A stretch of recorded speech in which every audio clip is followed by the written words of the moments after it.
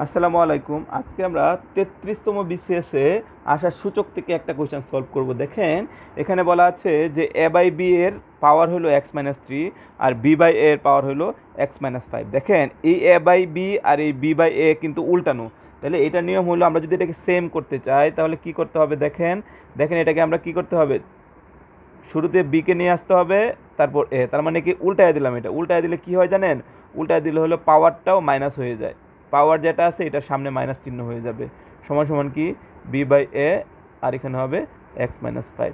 ওকে, এখন দেখেন এই বি বাই এ মিলে গেছে, তার মানে কাটা চলে যাবে, তার মানে এটা সমান সমান -x-3 সমান সমান হবে x-5।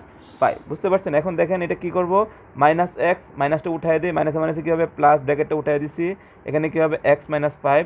দেখেন এখানে কী হয়েছে, আমরা এক্সগুলোকে একত্রে নিয়ে আসি, -x ইকুয়াল টু কী হবে -5 -3, বা দেখেন এখানে কী হবে -2x ইকুয়াল টু কী হবে -8, বা x সমান সমান কী হবে, বা x সমান সমান হবে হলো আপনার -8 ডিভাইডেড বাই -2। এটা কাটার 2 দোকানে 4, তার মানে x সমান সমান কত পাইছি, x সমান সমান 4 পেয়েছি।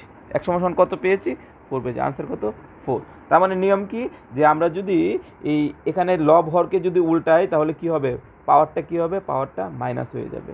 আজকে এই পর্যন্ত। আসসালামু আলাইকুম।